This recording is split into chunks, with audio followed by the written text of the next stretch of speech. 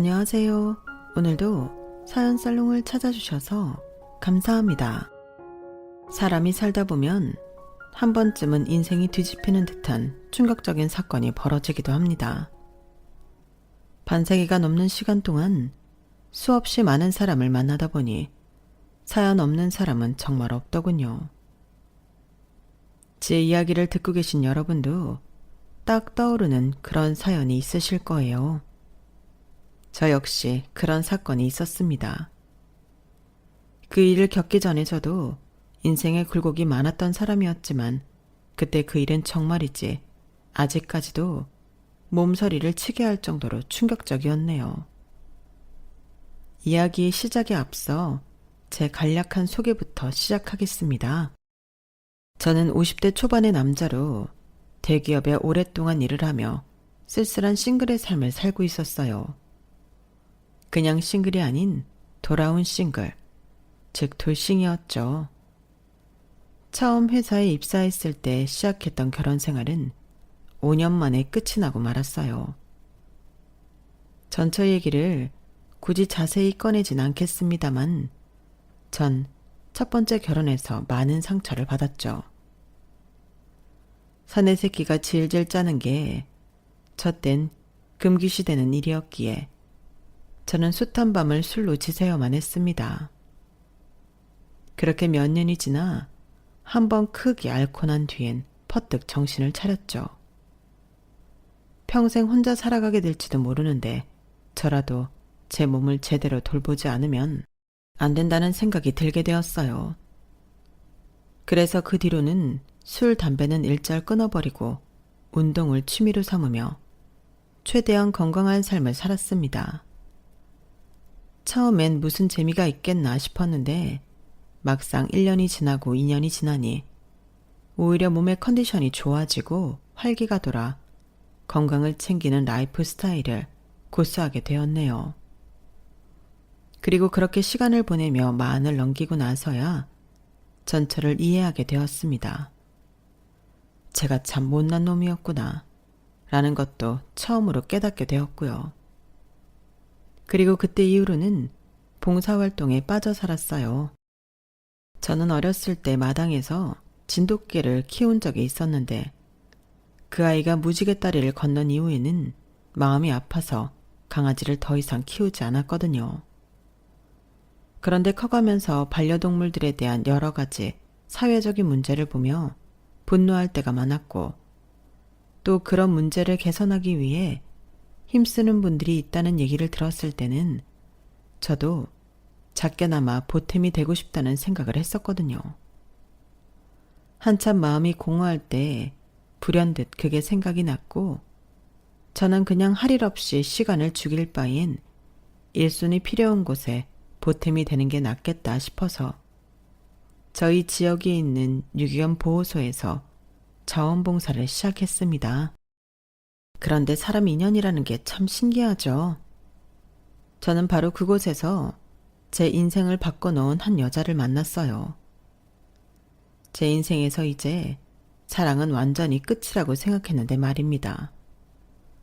저와 똑같이 자원봉사자로 일하고 있던 그녀는 마음이 참 여리고 순수한 사람이었어요. 왜 사람의 됨됨이를 볼 때는 그 사람이 동물이나 약자를 어떻게 대하는지를 보라고 하잖아요. 그녀는 아무리 어린 아이일지라도 꼭 존댓말을 썼고 아픈 동물들을 간호하는 일에도 지극정성이었어요. 자연스럽게 같이 봉사를 하는 사람들은 무슨 일이 있을 때마다 그녀를 찾았죠. 지선씨, 이것 좀 잠시 도와주실 수 있어요? 아, 네, 잠시만요. 담요가 어디 갔지? 지선씨, 담요 혹시 어디 있는지 아세요? 그게 어디로 갔지? 아까 저쪽에서 본 것 같은데 제가 한번 찾아볼게요. 너도 나도 그녀를 찾는 바람에 가뜩이나 가녀린 몸이 더 고생하는 듯 보였죠. 사실 처음에는 그런 그녀가 여자로 보여서 걱정이 된 건 아니었어요. 그저 참 선한 사람인데 너무 고생을 하네 싶었고 걱정이 되어서 손이 가게 된 거였죠. 담요 제가 찾아다 드릴 테니까 지선 씨는 신경 안 써도 돼요. 일단 정리하고 계신 거 마저 하세요. 경실님한테도 제가 가볼게요. 아니에요, 괜찮아요. 저 다해 가요. 그럼 좀 쉬어요. 여긴 말 그대로 자원봉사하는 곳이지 노동하는 곳이 아닌데 너무 무리하지 않아도 돼요. 그렇게 몇 번 도와주다 보니 그녀는 저에게 매번 도와줘서 너무 감사하다며 커피를 사다 주거나 조그만 빵도 가져다 주곤 했어요. 저도 고맙게 받긴 했지만 제가 해준 것에 비해서 지나치게 보상을 하려는 것 같아서 그러지 않아도 된다고 했죠. 솔직히 37살이나 된 여자가 어떻게 이렇게까지 순수할 수 있지 싶은 의아한 생각도 들었어요. 시간이 될 때 물어보니 평일에는 조그만 동물병원에서 일을 한다더군요. 원래 동물을 좋아해서 수의사가 되는 게 꿈이었다고 합니다. 그럼 수의사가 될 때까지 도전해보지 그랬냐 하니 의대를 갈 성적도 형편도 못 되었다고 해요. 그렇게 하나둘 말을 트며 대화하다 보니 저희는 어느새 서로에 대해 꽤 많은 것을 알게 되었죠. 놀랍게도 그녀도 저처럼 돌싱이었고 벌써 중학교 입학을 앞둔 아들이 있었다는 겁니다. 아들에 대한 애정이 정말 대단해 보였고 하루하루 열심히 사는 것 같더군요. 대화를 나누면 나눌수록 사람이 참 참하다는 걸 알게 됐죠. 돌이켜 생각해보면 그 당시엔 그녀에게 인간적인 호감을 느끼고 있는 줄 알았는데 아니었던 것 같네요. 저는 그때부터 그녀가 여자로 보였던 것 같아요. 하지만 저랑 나이 차이가 워낙 많이 나다 보니 스스로를 계속 속일 수밖에 없었고 당시에도 너무 가깝게 지내지는 않으려고 했어요. 그런데 정말 예기치 못했던 일이 발생한 겁니다. 그녀가 먼저 저한테 데이트 신청 비슷한 제안을 해온 것이죠. 저는 순간 놀라기도 하고 마음이 흔들리기도 했지만 이내 마음을 다시 잡고 선을 그었습니다. 저도 지선 씨랑 대화하는 게 즐겁긴 하지만 아무래도 나이 차이도 있고 같이 겹치는 지인들도 많잖아요. 저희가 같이 밥 먹으러 갔다가 봉사활동 하시는 분들 중 누군가 보게 되면 뭐라고 생각하겠어요? 밖에서 보는 건 조금 어려울 것 같습니다. 아무래도 그렇죠. 죄송해요. 제가 좀 주책 맞았네요. 다 큰 애도 있는 여자가. 아니에요. 지선 씨라면 저보다 더 좋은 사람 많이 만날 것 같아서 그러는 거예요. 그렇게 생각하지 말아요. 제 딴에는 좋게 말한다고 신경 써서 말했지만 그녀는 눈물을 뚝뚝 흘리며 미안하다고 여러 번 사과를 하고 갔어요. 저도 정말 마음이 안 좋더군요. 그리고 그 후로 그녀는 제가 없는 날만 일부러 골라서 봉사활동을 나오는 것 같았죠. 한동안 머리카락 한 올도 볼 수가 없었거든요. 그런데 그런 날들이 반복되면서 막상 그녀를 볼 수 없게 되자 오히려 제 마음이 헛헛해지더군요. 저도 제 마음을 속여보려고 했지만 그게 참 마음대로 되질 않아서 답답했어요. 업무를 하면서도 좀처럼 집중을 못하고 자꾸만 그날 내가 다른 대답을 했다면 어떻게 됐을까? 예상외로 다른 사람들은 큰 관심을 가지지 않았을 수도 있을까? 이런 생각만 났죠. 주책 맞은 건 오히려 저였습니다. 약 3달 정도 지났을 무렵이었어요. 정말 예고도 없이 갑자기 그녀에게 연락이 온 겁니다. 문자나 메신저가 아닌 전화로 말이죠. 저는 깜짝 놀랐어요. 그녀와는 단 한 번도 통화를 해본 적도 없었거든요. 저는 떨리는 마음을 누르고 조심스럽게 전화를 받고 더 의아했어요. 그녀의 말투가 뭔가 평소와는 달랐거든요. 설마 했는데 지금 있는 장소가 동네 번화가에 있는 바라고 하더군요. 그녀는 저에게 한번 만나서 얘기를 하고 싶다며 자신이 있는 바로 불러냈습니다. 정 못 나오겠으면 안 와도 된다면서요. 해가 막 지는 초저녁이었지만 저는 그녀가 걱정이 됐어요. 저는 한참을 의미 없는 고민을 하다가 그녀가 말한 그 장소로 갔습니다. 그녀는 구석진 테이블에 있었는데 평소 화장기 하나 없는 맑은 얼굴로 다니던 것과는 다르게 화장을 한 얼굴이더군요. 금요일 저녁이었으니 출근할 때 화장을 했나 보다 싶었죠. 살짝 볼이 빨갛게 올라온 걸 보니 취한 듯 했는데 말투는 멀쩡했어요. 오랜만이네요. 갑자기 연락해서 미안해요. 그때 그 일 이후로 많이 생각해 봤는데 얼굴 보고 얘기하는 게 좋겠다 싶었어요. 좀 놀라긴 했지만 괜찮아요. 근데 좀 취한 것 같은데 그만 일어나시죠. 얘기는 다음에 해요. 마음 먹었을 때 하고 싶어요. 저도 쉽게 얘기하는 거 아니거든요. 물론 제가 애도 있고 영호님이랑 나이 차이도 나는 것도 알지만 그래도 저는 그런 조건들은 다 상관없이 영호님이라는 사람 그 하나만 보고 좋아하는 거예요. 제가 느꼈을 땐 영호님도 저랑 같은 마음인 것 같았는데 아니었나요? 제 조건 말고 그냥 저라는 사람만 보더라도 싫은 거면 얘기해 주세요. 그렇다고 하면 저도 더 이상 이런 행동 그만할게요. 꽤나 직설적인 말을 하는 모습이 평소와는 묘하게 느낌이 달랐어요. 저는 그녀가 그렇게까지 얘기할 줄은 예상하지 못했기에 많이 당황스러웠죠. 그리고 더 이상 거절할 수가 없었습니다. 아무래도 저도 마음이 있던 상태였으니까요. 제가 망설이는 게 느껴졌는지 그녀는 또다시 말을 건넸어요. 그렇게 망설일 거면 그냥 만나보는 건 어때요? 솔직히 저희 나이에 뭐가 그렇게 고민이에요? 젊은 사람들처럼 불같이 만나는 그런 거 말고 그냥 선선하게 만나봐요. 아닌 것 같으면 그만두면 되잖아요. 여자가 그렇게까지 이야기하니 제가 여기서마저 도망친다면 남자로서 너무 못나 보일 것 같다는 생각이 들었어요. 평소와 다른 모습에 저도 모르게 호감이 더 간 것도 사실이었죠. 저는 결국 그녀와 조심스럽게 만남을 시작하게 되었습니다. 나중에 연인이 된 후 그녀에게 그날의 모습이 너무 의외였고 놀랐다고 웃으며 말하니 그녀는 얼굴을 붉히며 그날은 자기 자신이 아니었다고 원래는 술이라곤 입에도 못 댄다며 변명했어요. 그날의 일은 기억이 하나도 안 나니 잊어달라면서요.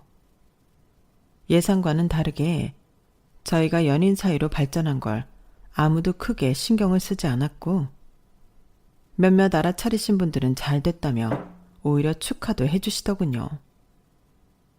어차피 이렇게 만나게 될 걸 제가 괜한 걱정으로 그녀를 밀어낸 것 같아 저는 그녀에게 더 잘해주려고 노력했죠. 그렇게 1년을 만났어요. 그녀 말대로 저희는 정말 선선한 만남을 이어갔고 저는 그녀와 만나며 쓸쓸했던 마음 한켠이 따뜻하게 채워지는 것 같았죠. 그러던 어느 날 그녀는 한 번 더 파격적인 제안을 했습니다. 바로 결혼을 하자는 것이었죠. 그녀는 조심스러운 말투였지만 전 결혼은 정말 한 번도 생각하지 않았던 일이기에 벙찌고 말았어요. 한참을 버벅거린 저는 고민이 되는 부분이 많아 당장 대답하기 어렵다고 했고 그녀는 오히려 웃으며 잘 생각했다고 대답했죠. 그런데 그 모습이 굉장히 슬퍼 보이는 겁니다. 뭔가 불안한 마음이 들 정도로요. 그녀가 먼저 말을 꺼내니 저도 그 이후로는 결혼에 대해서 생각이 들더군요. 하지만 선뜻 행동을 하기가 두려웠어요. 그런데 바로 며칠 뒤에 그녀가 저에게 이제 그만 헤어지자고 하는 겁니다. 저는 당황스러워 일단 그녀를 붙잡았죠. 갑자기 그러는 게 어딨어요. 얼마 전에 결혼 얘기했던 것 때문이에요? 애초에 우리 결혼을 전제로 만나고 있었던 게 아니라 오히려 편하게 만나기로 한 거 아니었나요? 그렇게 1년이나 만났잖아요. 그런데도 아직 저랑 더 가까워지기 싫으시다면 이런 의미 없는 만남은 그만해도 될 것 같아요. 그녀는 평소답지 않게 굉장히 차가운 얼굴로 저에게 말하는 겁니다. 예전에 바에서 절 불러냈을 때와 묘하게 겹치는 것 같았죠. 저는 결혼하지 말고 그냥 같이 연인 사이로 지내면 안 되냐고 반문했지만 그녀는 단호했습니다. 지선 씨, 아들도 있는데 결혼을 서두를 필요가 있어요? 아들을 생각해서라도 급하게 결정하면 안 되잖아요. 아들이 있으니까 결혼을 생각하는 거죠. 저희 아들도 이제 사춘기인데 아빠가 필요해요. 영훈 씨가 싫다면 저도 됐어요. 우리 인연은 여기까지인가 보죠. 잠깐만요. 결혼 생각을 아예 안 한 건 아니에요. 그럼 천천히 준비하는 걸로 하죠. 아니요. 급하게 생각하지 말아요. 저도 영훈 씨도 처음 아니잖아요. 신중하게 생각하고 말해요. 사실 지선 씨가 저번에 결혼 이야기한 이후로 많이 생각했어요. 그래요. 해요, 결혼. 돌이켜 생각해보면 그녀에게 말린 것 같긴 하지만 막상 결혼을 하자고 하니 머릿속이 명쾌해지는 듯 했습니다. 그간 왜 고민했나 싶을 정도로요. 저희는 그날 그렇게 화해를 하고 바로 다음 날부터 결혼 준비를 해나가기 시작했죠. 아무래도 서로 두 번째 결혼이다 보니 주변에 많이 알리거나 소위 말하는 스드메 같은 절차는 최소화하고 가족들끼리 서로 친해지며 살림을 합치는 방향으로 노력을 했죠. 새 아내는 장모님과 그때 막 15살 된 아들과 셋이 함께 살고 있었는데 결혼한 이후에도 장모님을 모시고 살고 싶다고 했어요. 장모님이 몸이 불편하시고 연세도 많다는 이유에서요. 저는 직접 아내의 가족들과 인사를 하고 여러 번 만난 후 다 같이 살고 싶다는 아내의 말을 허락해 주었어요. 장모님도 새 아들도 모두 저를 거부하지 않고 좋게 맞이해 주었기 때문입니다. 특히 장모님은 저를 굉장히 예뻐했어요. 아내의 전 남친이 아주 나쁜 놈이었다며 저에게 고맙다며 눈물까지 훔치셨죠. 우리 지선이가 애가 워낙 쑥맥이고 순하다 보니까 아주 자기 마음대로 이용해 먹으려고 들더라고. 천하의 개자식 같으니라고. 남의 귀한 자식을 말이야. 이제 보니 우리 지선이가 이렇게 훤칠하고 젠틀한 한서방을 만나려고 그런 고생을 했나 싶어. 고맙네 한서방. 우리 가족은 정말 자네만 믿어. 아유, 아닙니다. 저도 못난 구석이 많은걸요. 이렇게 좋게 봐주셔서 제가 감사하죠. 우리 신경 쓰지 말고 자네 집이니 편하게 지내게. 편하게. 우리는 없는 듯이 살 테니까 말야. 집도 얼마나 좋은지. 아휴, 나는 내 방에서만 지내도 너무 아늑하고 좋을 것 같네. 윤재도 그렇지? 네. 장모님은 살짝 과하다 싶을 정도로 입만 열면 절 칭찬해 주시며 잘해 주시려고 노력하셨어요.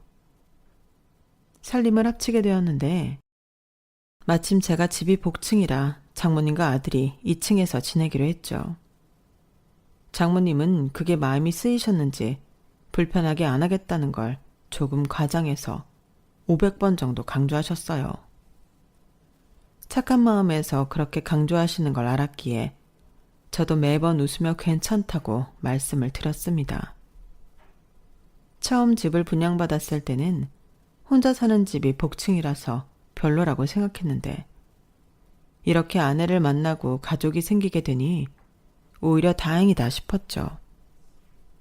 당시 막 15살이 된 아들에게 독립된 공간도 줄 수 있으니까요. 솔직히 저는 처음에 아들이 조금 어렵기도 했거든요. 아무래도 제가 자식이 있어 본 적은 없다 보니 아들을 어떻게 대해야 할지 모르겠더라고요. 그래도 아들이 나쁜 아이는 아니어서 다행이었죠. 저희는 서로 서먹하긴 했지만 그래도 아들은 제가 말을 걸면 꼬박꼬박 대답을 해주었어요. 싫어하는 기색도 별로 없었고요. 처음에 걱정했던 것과는 달리 저희는 곧 가까워질 수 있었는데요. 저희 부부는 서류상 혼인신고만 하고 결혼식 없이 직계 가족만 모여 식사 자리를 갖기로 했는데 저희 부모님은 두 분 다 돌아가셨기 때문에 사실상 새 가족끼리 외식만 한 번 하고 온 셈이 되었죠. 아내는 그렇게만 결혼식을 치러도 참 좋아하더군요. 그런 순박한 아내가 참 예뻐 보였죠. 그리고 그렇게 살림을 합친 지 얼마 안 되었을 때 저는 봉사를 하다가 한 유기견을 임시 보호하게 되었습니다. 봉사를 오래 했지만 임시 보호를 한 적은 처음이었는데 예상치 못했던 일이 생겼어요. 장모님이랑 아내가 임시 보호를 싫어한 겁니다. 장모님이야 그렇다 쳐도 유기견 봉사를 하다 만난 아내가 그걸 싫어할 줄은 몰랐거든요. 말도 없이 강아지를 데리고 오면 어떡해. 집에서 강아지 키운다는 말은 없었잖아. 미안. 당신도 동물을 워낙 좋아하고 또 잘 돌보니까 싫어할 줄은 전혀 생각 못했네. 동물을 좋아하는 건 맞지만 그래도 나 요즘 병원에서 일이 많아서 피곤하다고 했잖아. 그래서 봉사활동도 안 가고 있는 건데 집에까지 강아지가 있으면 나는 퇴근해도 퇴근한 느낌이 안 든다고. 그리고 엄마도 싫어하시고 말이야. 내가 생각이 짧았어. 미안. 당신이 워낙 강아지 예뻐하니까 장모님도 당연히 좋아하실 거라고 생각했어. 그래도 한 달만 돌봐주면 되는데 한 달만 좀 돌봐주면 안 될까? 낮에는 집에 사람도 없는데 결국 내가 돌보게 되는 거 아닌가 한서방. 나는 개털 알러지가 있어서 살뜰히 돌봐줄 수가 없어. 그 강아지 그만 도로 갖다 주게. 저 방학이니까 제가 돌볼게요. 제 방에서만 돌보고 할머니 불편하지 않게 할게요. 아직 새끼라서 괜찮을 거예요. 아내가 결혼 후에 봉사활동을 한 번도 가지 않아서 그냥 피곤한가 보다 싶었는데 생각보다도 더 싫어해서 저도 놀랐죠. 다행히 마침 방학이었던 아들이 책임지고 돌봐주겠다고 하니 아내와 장모님도 더는 뭐라고 하지 않았어요. 그날부터 아들은 손바닥만한 강아지를 소중하게 방으로 데려가 살뜰히 보살피기 시작했습니다. 저도 책임이 있으니 매일 퇴근하면 강아지를 돌보러 아들 방으로 갔는데 아들은 꽤나 능숙하게 강아지를 돌보더군요. 서로 번갈아가며 강아지 분유를 타주고 밥을 먹이고 돌보며 저는 아들과 많은 얘기를 나누었고 아들과 친해질 수 있었어요. 그 엄마의 그 아들이라고 대화를 나눠보니 아들도 참 순수하고 맑은 아이였죠. 아들과 친하게 지내니 당연히 좋아할 줄 알았는데 정말 이상하게도 그건 또 아니었어요. 하루는 아내가 저에게 불만 섞인 말을 하더군요. 당신이 아무리 그래도 너무 강아지에만 신경을 쏟는 거 아니야? 퇴근하면 허구한 날 윤재랑만 붙어있고 말이야. 아무리 방학이라도 애 공부도 해야 하는데 너무 저렇게 놀게 하면 어떡해. 윤재랑 친해져서 난 오히려 강아지를 달 데려왔다 싶은데 당신은 안 그래? 보니까 윤재가 알아서 공부도 잘하고 성적도 좋더만. 그건 그렇지. 그래도 내년이면 쟤도 중3이야. 고등학교 들어가기 전에 남들은 오히려 공부량을 늘린다는데 윤재는 오히려 줄이는 것 같아서 그렇지. 그래? 알았어. 그럼 주말에 나 혼자 강아지 돌볼게. 이제 며칠 안 남았으니까. 좀만 더 참아줘. 입양 원하는 곳도 몇 군데 연락 온 것 같던데. 그놈의 강아지. 아, 알겠어. 아내는 치가 떨린다는 듯이 그놈의 강아지라며 투덜거렸는데 솔직히 그때는 아내가 그렇게까지 강아지를 싫어하게 되었다는 게 놀라웠어요. 병원에서 대체 무슨 일이 있었길래 그 동물 좋아하던 사람이 강아지를 저렇게 귀찮아할까 하는 생각이 들었죠. 하지만 강아지는 그렇다 쳐도 아들의 학업에 대해서는 아내의 말에 100번 옳았으니 할 말이 없었습니다. 오히려 아내의 말을 듣고 제가 학부모로서 생각이 부족했구나 싶었죠. 역시 육아를 해본 사람의 시야는 다르구나 싶어서 저는 아내의 말에 전부 따랐어요.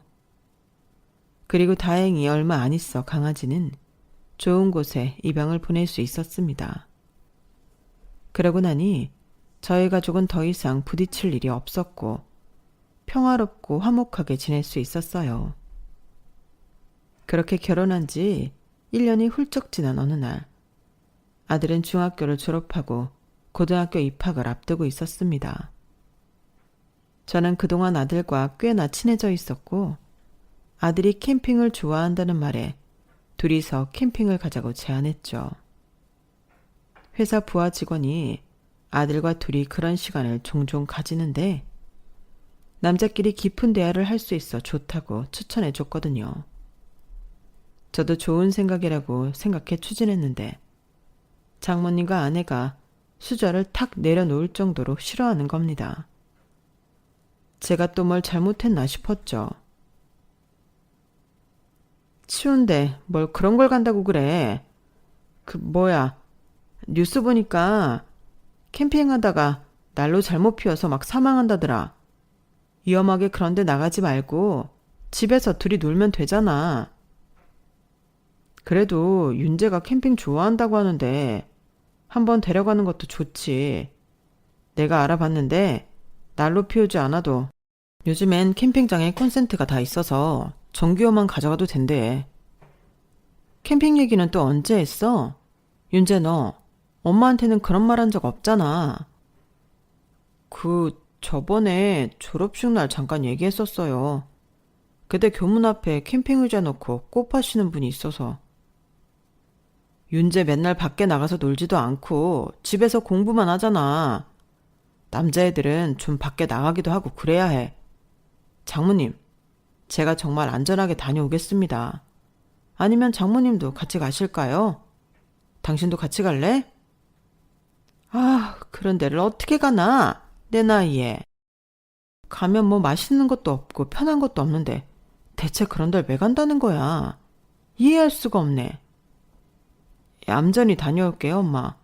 허튼 짓 일절 안 하고요. 그래, 알았어. 아내와 장모님은 결국 둘이 캠핑 가는 걸 어렵게 허락해 주었어요. 아내는 아들에게 엄격하게 대하려고 하는 부분이 있었는데 아무래도 여자 혼자 아들을 키우려다 보니 그게 몸에 밴 것 같더군요.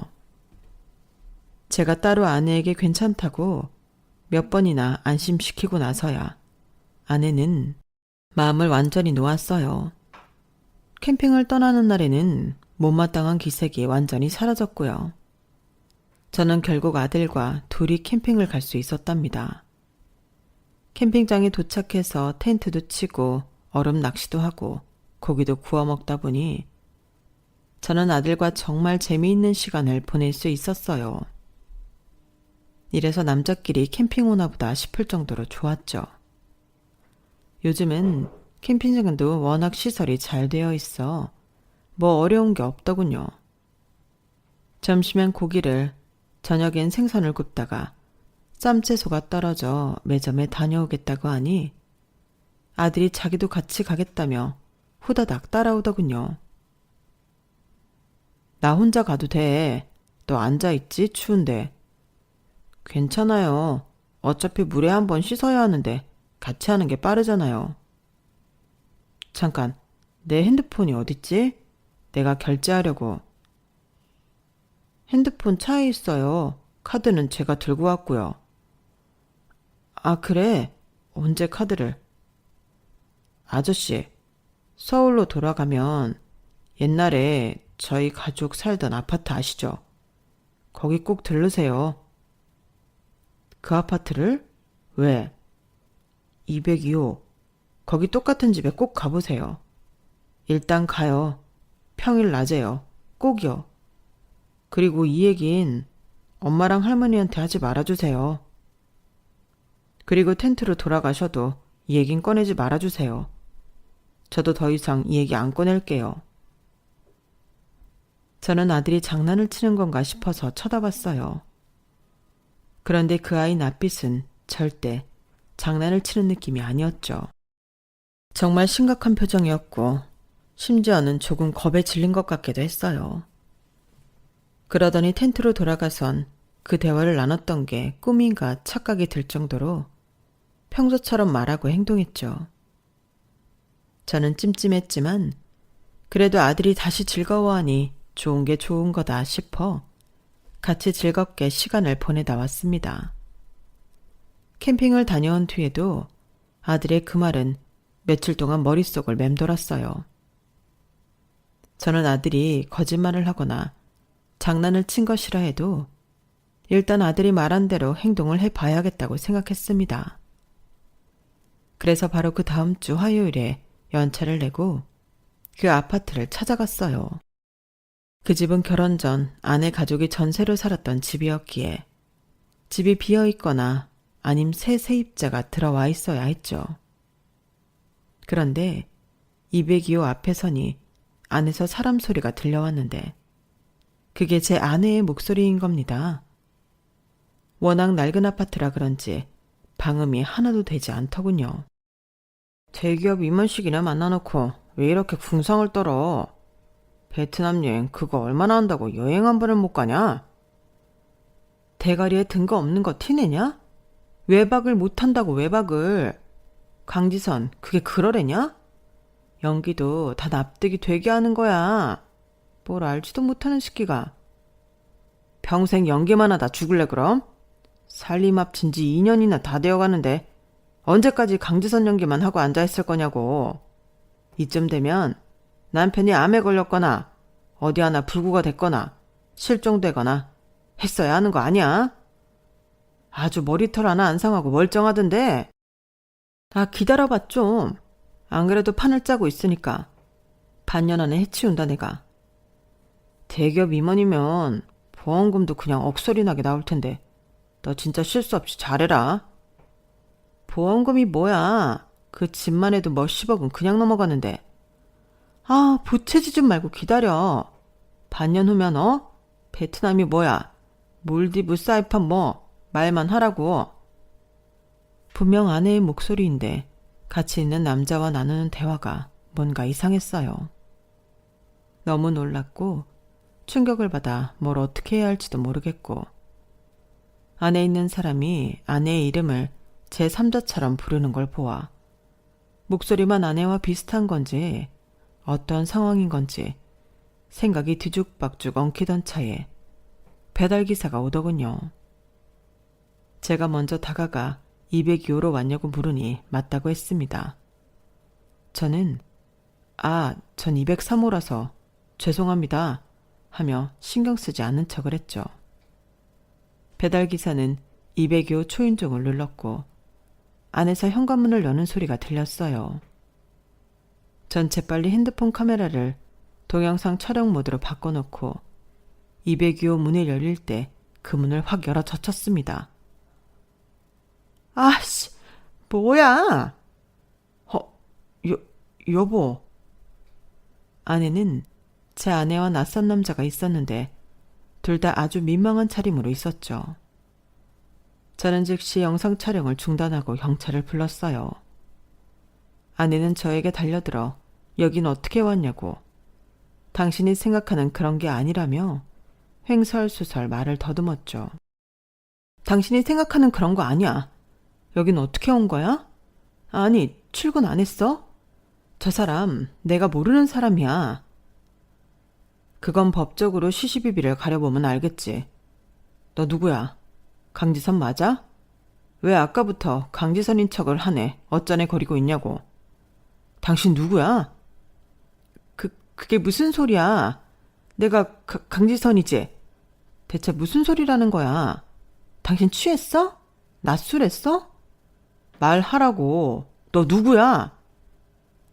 제가 그 여자를 독촉하는데 함께 있던 남자가 갑자기 주방으로 가더니 뾰족한 칼을 들고 나오는 겁니다.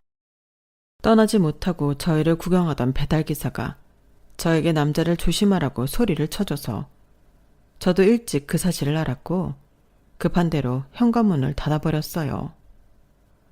안에서는 남자가 지금 절 죽이겠다며 발악을 하고 밖에서는 아내인 줄 알았던 여자가 절 방해하려 하고 저는 죽을 힘을 다해 현관문을 밀고 있었는데 다행히 그 찰나에 경찰이 도착했습니다. 경찰은 상황을 모두 파악하고 신속하게 그 남자를 제압해버렸어요. 배달기사한테 두 손이 잡혀있던 아내는 갑자기 저와 배달기사가 자기를 폭행했다며 난리를 치기 시작했죠. 아니요, 저 카메라 달고 있습니다. 제가 영상으로 다 찍어놨어요. 저는 저분 도운 것밖에 없고 이 여자를 폭행한 적이 없어요. 손만 붙들어 두고 있었을 뿐입니다. 다행히 배달기사는 혹시 모를 사고를 대비해 바디캠을 달고 다닌다며 영상으로 모든 상황을 경찰에게 알렸고 결국 저희는 다 같이 나란히 경찰서로 가게 되었죠. 저는 그 여자와의 관계를 경찰에게 털어놓았습니다. 경찰 역시 배달기사의 카메라에 담긴 저희의 대화를 보았기에 그 여자의 신원부터 확인을 하려고 했어요. 하지만 그 여자는 곧 죽어도 자신이 강지선이라고 소리를 지르며 우겼습니다. 주민번호도 다 외우고 있고 얼굴도 똑같이 생기지 않았냐면서요. 경찰은 그래도 의심가는 부분이 있으니 지문을 찍어보겠다고 했지만 그 여자는 죽어도 그건 안 된다고 했죠. 결국 경찰 2명이 그 여자를 붙잡고 신원조회를 해야만 했고 그 여자의 정체는 정말 말도 안 되게 충격적이었죠. 제가 알고 있던 제 아내 강지선이 아니라 그녀의 쌍둥이 동생인 강지민이었던 겁니다. 이분 신원조회 보니까 동생이신 것 같은데 아내분이 쌍둥이인지 모르셨어요? 그런 얘긴 한 번도 못 들었는데 제가 만난 제 와이프는 땡땡 동물병원에서 일하고 있는 강지선이에요. 왜 이 여자가? 이봐요. 그럼 강지선이는 어딨어요? 당신 언니는 어디다 놓고 당신이 언니 행세를 하고 있었냐고요. 이거 생각보다 엄청난 사건이네. 말 안 하면 죄 더 커져요. 빨리 부르세요. 경찰의 추궁에 그 여자는 자포자기한 듯 그간의 일을 털어놓기 시작했습니다. 그 내용은 영화나 드라마에서도 나올 법한 기상천외한 일이었어요. 어려서부터 성정이 완전히 반대였던 언니를 매번 등쳐먹기만 했던 그 여자는 언니가 돈 많은 남자와 만난다는 말을 듣자마자 집으로 쳐들어와 닥달을 해댔다고 합니다. 돈 많은 남자와 얼른 연애도 하고 결혼도 하라면서요. 하지만 언니가 제대로 연애를 시작도 못하고 있으니 자기가 언니 행세를 하며 그 돈 많은 남자를 잡기로 한 거였죠. 술에 취해 저를 바에 불러냈을 때도 결혼을 종용했을 때도 모두 지선 씨가 아닌 그 동생 강지민이었다는 겁니다. 그리고 결혼 이후로 제가 같이 살았던 사람은 줄곧 강지선이 아닌 강지민이었고요. 장모 역시 한송속이었고 혹시 아들이 허튼 소리를 할까봐 아들 핸드폰에도 자동차 블랙박스도 심지어 제 핸드폰에도 언제든 감시할 수 있는 프로그램을 깔아놓고 감시하고 있었다고 합니다. 함께 있던 그 남자 범죄자의 도움을 빌려서 말이죠. 저는 거기까지 듣고 곧장 집으로 가서 장모라는 여자를 만났습니다. 경찰도 같이 갔죠. 제가 경찰과 함께 나타나자 어리둥절하던 늙은이는 이내 자신의 범행이 발각됐다는 걸 깨닫고는 발뺌을 시도하더군요. 나는 모르는 일이야. 나도 피해자라고. 지민이 그년이 날 협박했다고. 이 늙은 내가 어떻게 그런 짓을 했겠어? 그건 경찰이 진실을 밝혀주겠지. 강지선은 어딨어? 당신 큰딸, 내 진짜 아내는 어디 있냐고. 나는 모르는 일이야. 나도 피해자라고. 어디다 숨겨두던 가둬두던 했을 거 아니야. 멀쩡하던 사람이 갑자기 없어졌을 리가 없잖아. 내가 어떻게 가둔다는 거야. 이 늙고 힘없는 내가. 멀어서 거기까지 가지도 못해. 한참을 피해자 행차를 하며 발뺌하던 그 늙은이는 결국 저와 경찰의 추궁 끝에 점점 말실수를 하기 시작했고 종국엔 아내가 있는 곳을 술술 불게 되었어요. 아내는 굉장히 먼 시골 마을의 한 공장에 있다고 했어요. 저에게 결혼 얘기를 꺼냈다가 거절당한 뒤 자기 친모와 동생에게 심하게 구박을 당하고 그리로 보내졌다고 했죠. 저는 그날 즉시 그곳으로 달려갔고 외진 공장에 갇혀 일하고 있던 아내를 찾을 수 있었어요. 아내는 안 그래도 가녀렸던 몸이 바람에 날아갈 듯 삐쩍 말라 있었고 눈은 오랫동안 제대로 못 잔 것처럼 퀭하게 꺼져 있었죠. 아내는 절 발견하자마자 소스라치게 놀라더니 저에게 얼른 도망가라며 등을 떠밀었어요. 여기가 어디라고 오셨어요? 얼른 가세요. 얼른요. 공장장이 보면 큰일 나요. 지선씨, 다 끝났어요. 경찰도 곧 올 거예요. 강지민 그 인간이랑 당신 어머니는 이미 경찰서에 끌려갔고요. 이제 정말 다 끝났어요. 정말요? 경찰이요? 그런데 영훈 씨가 왜? 저희 결혼했잖아요. 물론 전 강지민이 당신인 줄 알고 한 거지만 제 아내니까 제가 와야죠. 윤재도 건강하게 안전하게 잘 있어요. 얼른 윤재 보러 가야죠. 우리 윤재 잘 있어요? 그럼요. 이번에 고등학교 입학했어요. 얼른 보러 가요. 잔뜩 겁에 질린 표정이던 아내는 아들 얘기를 듣자마자 다리에 힘이 풀려 주저앉더니 눈물을 쏟아냈어요. 아내는 그동안 열악한 공장에서 잠도 제대로 못 자며 일을 했고 장모와 처제에게 돈을 받고 매수된 공장장이 매일같이 아내가 도망가지 못하게 감시하며 아내 앞으로 나올 월급을 애초부터 처제에게 보냈다고 하더군요. 결국 전부 나쁜 사람 소굴이나 다름이 없었죠. 경찰들은 그 공장장 역시 체포했고 그 안에서 벌어지던 각종 다른 불법 행위들을 찾아냈어요. 그러는 동안 저는 아내를 데리고 서울로 와 아들과 만나게 해주었죠. 두 모자는 서로를 끌어안고 엉엉 울었습니다. 아들은 다시는 엄마를 못 보는 줄 알았다며 울었고 두 사람은 수차례나 저에게 고맙다고 했어요. 저는 제가 가진 모든 사회적 지위와 돈을 이용해서 제 아내와 아들을 괴롭혔던 놈들에게 복수하기 시작했습니다. 칼을 들고 설치던 남자, 사기 결혼을 한 여자, 그리고 사람을 감금해놓고 일을 부려먹던 공장장까지 전부 징역형을 선고받고 감옥에 들어가게 되었죠.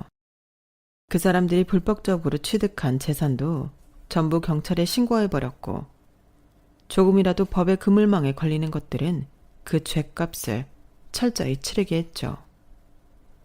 아내는 2년이라는 긴 시간 동안 혹사를 당해서인지 몸이 굉장히 약해진 상태였는데요. 제가 변호사들과 함께 죄인에게 물불 가리지 않고 복수하는 동안 병원에서 치료를 받고 집에서 쉰 아내는 조금씩 예전의 모습을 찾아갔어요. 몸이 많이 회복된 이후에는 일하던 동물병원에 찾아가 소리 소문 없이 사라져서 죄송했다고 사과를 했어요. 소식을 들은 병원분들은 건강해진 게 다행이라며 눈물을 훔치시더군요. 병원 사람들이랑 얘기를 나누는 것만 보아도 아내가 얼마나 착한 사람이었는지, 직원들에게 얼마나 신망이 두터웠는지 알 수 있었네요. 저는 모든 법적인 일이 끝나고 회사를 관두었습니다. 치료를 받는 아내와 아들과 셋이 지내다 보니 제가 생각보다도 훨씬 더 제 아내와 아들을 사랑하고 있다는 걸 깨달았거든요. 그 사건을 마무리하는 동안 저희 세 사람은 급속도로 가까운 사이가 되었고, 다른 어떤 가족과 비교해도 지지 않을 만큼 서로 똘똘 뭉치게 되었어요. 아무리 장모나 처제가 발악을 하고 제 아내와 아들을 향해 저주를 퍼붓고 소리를 질러도 두 사람은 소송이 전부 끝날 때까지 흔들림 없는 모습을 보여주었어요. 이제 그 두 사람한테는 신뢰할 수 있는 저라는 사람이 생겼기 때문이었죠. 모든 사건이 종지부를 찍은 뒤 저는 제가 정말 사랑하는 이 여자와 똑같이 사랑하고 아끼는 아들을 위해서 남은 생을 살아야겠다는 생각이 들었습니다.